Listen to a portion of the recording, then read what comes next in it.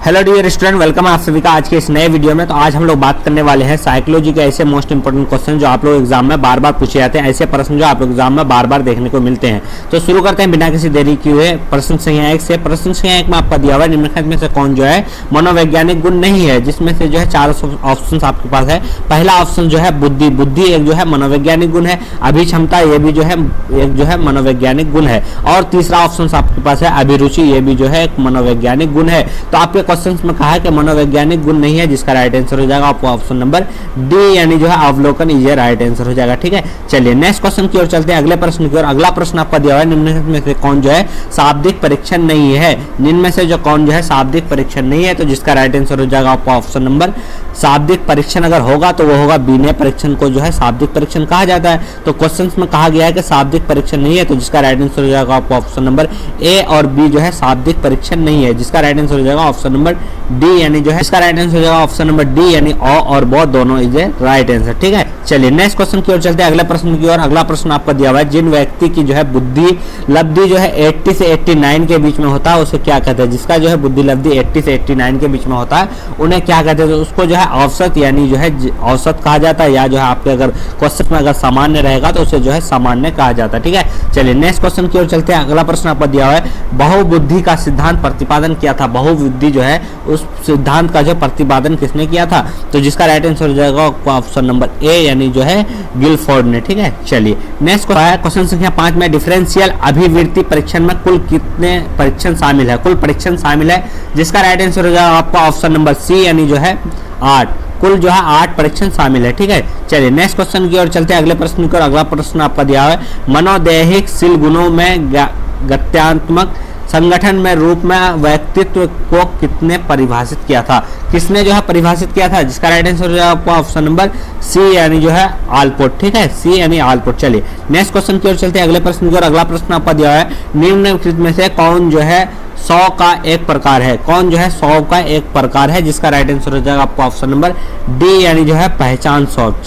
ठीक है, क्या आत्मसिद्ध की जो अवधारणा उसको प्रस्तुत किया है, जिसका राइट आंसर हो जाएगा आपको ऑप्शन नंबर बी, यानी जो है मास्लो, यानी मास्लो इज राइट आंसर हो जाएगा। चलिए नेक्स्ट क्वेश्चन की ओर चलते हैं, अगले प्रश्न की ओर। अगला प्रश्न आपका दिया हुआ है सामूहिक अचेतन के विषय को कहा जाता है। सामूहिक जो है अचेतन के विषय को क्या कहा जाता है, जिसका राइट आंसर हो जाएगा आपका आर्केटाइप, यानी आर्केटाइप ये right answer option number C, यानी 100 हो जाएगा। चलिए नेक्स्ट क्वेश्चन की ओर चलते हैं, अगले प्रश्न की ओर। अगला प्रश्न दिया हुआ है आपका व्यक्तित्व विकास की सही क्रम क्या है। व्यक्तित्व विकास जो है उसकी सही क्रम क्या है, तो जिसका राइट आंसर हो जाएगा आपका ऑप्शन नंबर सी, यानी जो है ठीक है, चलिए नेक्स्ट क्वेश्चन की ओर चलते हैं। अगला प्रश्न आपको दिया है टीएटी व्यक्तित्व मापन एक प्रकार का परीक्षण है। टीएटी व्यक्तित्व मापन जो है एक प्रकार का परीक्षण है, जिसका राइट आंसर हो जाएगा ऑप्शन नंबर डी, यानी जो है प्रक्षेपी। ठीक है, यानी प्रक्षेपी परीक्षण है। ठीक है, चलिए नेक्स्ट क्वेश्चन है आपका अगला प्रश्न क्वेश्चन संख्या 13 में तनाव उत्पन्न करने वाले कारक को कहते हैं। तनाव उत्पन्न यानी जो आपको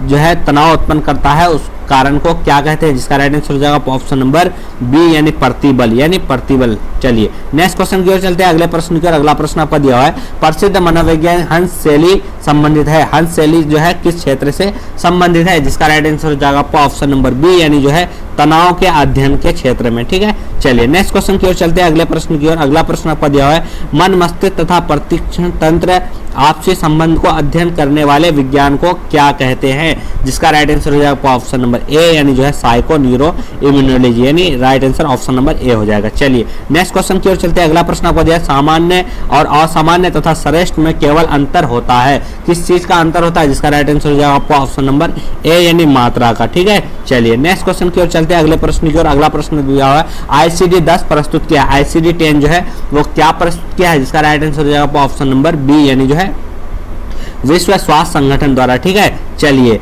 अगला प्रश्न आपको दिया है मानसिक रूप में स्वस्थ व्यक्ति के जीवन दर्शन में पाई जाती है। जो व्यक्ति जो है मानसिक रूप से स्वस्थ होता है उसके जीवन में क्या पाया जाता है, जिसका राइट आंसर हो जाएगा आपको ऑप्शन नंबर ए, यानी निश्चितता, यानी निश्चितता पाया जाता है। चलिए नेक्स्ट क्वेश्चन है आपका क्वेश्चन संख्या 19 में कैटेटोनिक कपूर जो है एक लक्षण है, जिसका राइट आंसर हो जाएगा आपका ऑप्शन नंबर जो है ब, यानी जो है रोग भ्रम के लिए, रोग भ्रम का। ठीक है, चलिए अगला प्रश्न आपका दिया क्वेश्चन संख्या 20 में कि बुलिमिया एक ऐसी विकृति है जिसमें जो है क्या लगता है, जिसमें जो है भूख लगती है या जो है प्यास अधिक लगती है या भूख अधिक लगती है या प्यास कम लगती है। तो जिसका राइट आंसर हो जाएगा ऑप्शन नंबर ए यानी भूख अधिक लगती है। ठीक है, चलिए नेक्स्ट क्वेश्चन है जो है एनोरेक्सिया और नर्वोसा की विशेषता क्या होता है। तो जिसका राइट आंसर हो जाएगा ऑप्शन नंबर ब यानी जो है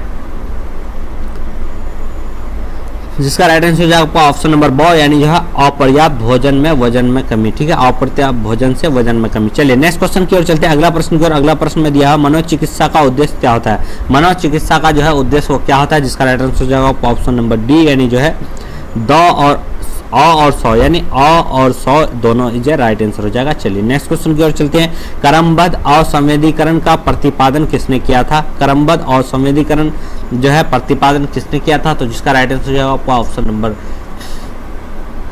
डी यानी डी इज राइट आंसर हो जाएगा साल्टर एवं वोल्फ। ठीक है, चलिए नेक्स्ट क्वेश्चन की ओर चलते हैं। आपका जो है मनोवादिल्यता के रोगी में सबसे ज्यादा क्या पाया था। जिस रोग को जो है मनोविदालिता हो जाता है उसमें क्या पाया था। तो जिसका राइट आंसर हो जाएगा ऑप्शन नंबर ए यानी सौवन विभारती। ठीक है, चलिए नेक्स्ट क्वेश्चन की ओर चलते हैं। अगला प्रश्न आपको दिया हुआ है समय संबंध है, समय प्रबंध कौशल है। समय प्रबंध कौशल वो क्या है। तो जिसका राइट आंसर हो जाएगा ऑप्शन नंबर ए यानी जो है व्यक्तित्व। ठीक है, चलिए नेक्स्ट क्वेश्चन की ओर चलते हैं। अगले प्रश्न की ओर। अगला प्रश्न आपका दिया हुआ है साक्षात्कार कौशल एक प्रक्रिया है। साक्षात्कार कौशल जो है एक प्रक्रिया है, जिसका राइट आंसर हो जाएगा ऑप्शन नंबर ए यानी जो है आमने सामने वार्तालाप। चलिए नेक्स्ट क्वेश्चन की ओर चलते हैं। अगला प्रश्न में आपको दिया हुआ है निम्नलिखित में कौन जो है सामाजिक असुविधा से संबंधित है। कौन सा जो सामाजिक असुविधा से संबंध है। जिसका राइट आंसर हो जाएगा ऑप्शन नंबर डी यानी जो है रोजगार। ठीक है, चलिए नेक्स्ट क्वेश्चन की ओर चलते हैं। अगला प्रश्न और लास्ट क्वेश्चन आपका दिया है इनमें से कौन जो है मानव निर्मित आपदा नहीं है। इनमें से कौन जो है मानव द्वारा निर्मित आपदा नहीं है। तो जिसका राइट आंसर हो जाएगा आपका ऑप्शन नंबर जो है अ यानी सुनामी जो है एक प्राकृतिक आपदा है। चलिए इस तरह से आपके सारे क्वेश्चन जो करा दिए गए हैं। एक शुरू से अंत तक बने रहने के लिए बहुत बहुत धन्यवाद। वीडियो को एक बार लाइक कर देंगे और आप अपने सभी दोस्तों में शेयर कर देंगे।